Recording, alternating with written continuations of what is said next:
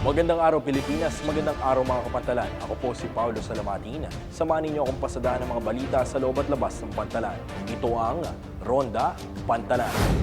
Para sa unang balita, nagbaba ng kautusan ng Philippine Ports Authority upang hikayatin hindi lamang ang mga pasahero, kundi maging ang kanilang mga empleyado sa voluntaryong pagsusuot ng face masks sa pantalan. Para sa detalye, babalita ni Paul Calaya.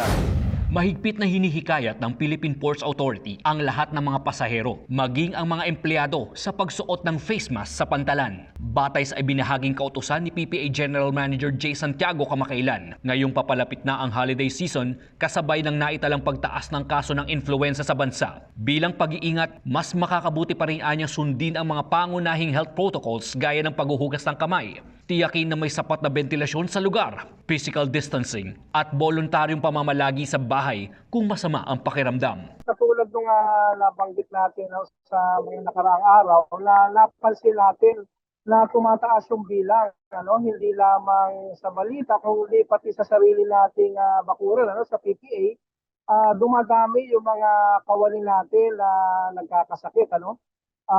Maliban siguro dahil sa panahon nga, nagpapalit ang panahon ngayong Disyembre, ay medyo conscious tayo na tumataas din ang bilang ng mga nagkakaroon ng flu-like symptoms. At ayon din sa Department of Health, ay meron lang natalang insidente ng mga walking influenza na dito sa ating bayan. Matatandaan nung kasagsagan ng pandemic, nagkaroon ng no mask, no entry ang PPA upang maiwasan ang pagkalat ng virus. Paglilinaw ng PPA General Manager, hindi naman aabot sa ganito ang sitwasyon sa pantalan. Bagkus, hinihikayat lamang nito ang publiko na tiyaking maayos ang kalusugan ng mga mananakay bago magtungo sa pantalan, lalo na ngayong paparating ang Christmas season. Para po sa susunod na balita, pasintabi lamang po, 3 crew member na lula ng barkong MV Blue Cecil ang patay matapos masuffocate sa engine section ng nasabing barko. Iniulat ng Philippine Coast Guard ang pagkasawi ng 3 tripulante ng isang foreign cargo vessel mula sa Marshall Islands habang bumabiyahe sa karagatan sa may Pangasinan nitong Biyernes ng gabi.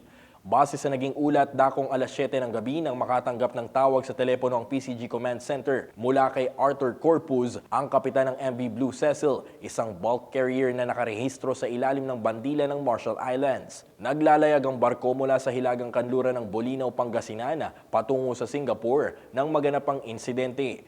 Dito, iniulat ng kapitan na 3 sa kanyang tauhan ang walang malay at nangangailangan ng agarang tulong medikal. Makalipas ang ilang oras ay muling tumawag ang kapitan ng nasabing barko at ipinaalam na patay na ang 3 tripulante. Base sa initial na report, ang 3 tripulanteng sakay ng barkong MV Blue Cecil ay nasawi dahil sa isang suffocation sa engine station ng naturang barko. Sa ngayon, patuloy pa rin ang koordinasyon ng pamunuan ng barko sa mga otoridad upang maimbestigahan ang buong pangyayari na naging dahilan ng kanilang pagkasawi. Silipin naman natin kung ano-ano ang mga naging kaganapan at para saan ang dinaluhan ng 2 acting port managers na ipinadala sa ginanap na Blue Ports Initiative Workshop and Training Course on City-Port Relationships sa Morocco. Para sa detalye, narito ang report ni Cara Perdito. Dumalo sina Acting Port Manager John Gabriel Manansala ng PMO Bohol at Acting Port Manager Rodel G. Lagmay ng PMO Negros Occidental Bacolod Banago Bredco sa matagumpay na ginanap na Blue Ports Initiative Workshop and Training Course on City-Port Relationships sa Tangiers, Morocco noong 27 hanggang 29 ng Nobyembre. Ang nasabing event ay pinangunahan ng Food and Agriculture Organization sa ilalim ng United Nations na naglalayon na maisulong ang 2030 Agenda for Sustainable Development and Strategic Framework na kung saan may sasakatuparan at magbibigyan diin ang mga nais sa pagbabago sa mga pantalan, lalong-lalo na sa iba't ibang fishing ports sa buong mundo. Naging bahagi nito ang pagpupulong at pagsasanay sa 2 opisyalis ng PPA tulad ng City Port Relations Training Course at FIP BPI Workshop and Annual Meeting sa pagkipag-ugnayan ng International Association of Ports and Cities. Sa balitang pampantalan pa rin, mas pinigting na seguridad sa lahat ng pantalan ang pinatutupad ng PPA matapos ang nangyaring pambobomba sa Marawi noong nakarang linggo. Para sa kabuuan ng detalye, narito ang aking report.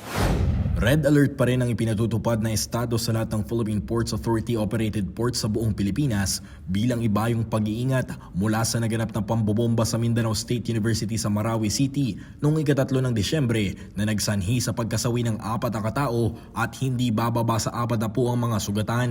Ayon kay PPA General Manager Jay Santiago, agad nitong iniangat ang security measures sa buong pantalan sa Luzon, Visayas at Mindanao na kung saan dumoble ang presensya ng mga port police, Philippine Coast Guard, K9 dogs at iba pang security personnel sa lugar upang maiwasan na masundan pa ang insidenteng naganap sa Marawi. Magpapatuloy ang mas pinaigting na security alert sa lahat ng pantalan ngayong Disyembre dahil sa inaasahang dagsa ng mga pasahero ngayong Christmas season. Paulo Salamatin para sa PPA TV. Pinangunahan ng PPA Port Police Department ang isinasagawang preparasyon na Oplan Pasko 2023 upang masiguro ang kabuang seguridad at kaayusan sa mga pantalan ngayong darating na Christmas season.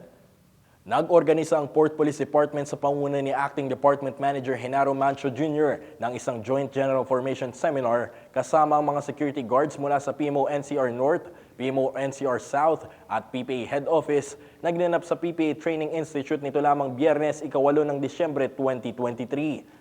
Tinalakay sa nasabing pagpupulong ang iba't ibang security measures at protocols na dapat ipatupad sa lugar, basic courtesy, kooperasyon at agarang koordinasyon tungo sa mahusay na paglilingkod sa publiko, lalo na ngayon sa pagsapit ng holiday season na kung saan inaasahan ang pagdagsa ng mga pasahero sa bawat pantalan. Ito'y mula sa direktiba ni PPA General Manager Jay Santiago na panatilihin ang seguridad at kaayusan ng mga pasilidad sa pantalan para sa mas maginhawang biyahe ng bawat pasahero. Pagkatapos ng pagpupulong, nagkaroon ng kaunting salo-salong kainan o isang budol fight ang mga PPA security personnels upang lalong mapalapit ang bawat isa na makatutulong sa mabisang komunikasyon at pagseserbisyo sa publiko. At yan ang mga balitang aming nakalap sa pagronda sa mga pantalan sa araw na ito. Manatiling nakatutok sa aming social media pages. I-type lamang Philippine Ports Authority sa Facebook, Instagram, Twitter at TikTok para manatiling updated sa mga kaganapan sa pantalan. Muli, ako po si Paulo Salamatin at ito ang Ronda Pantalan.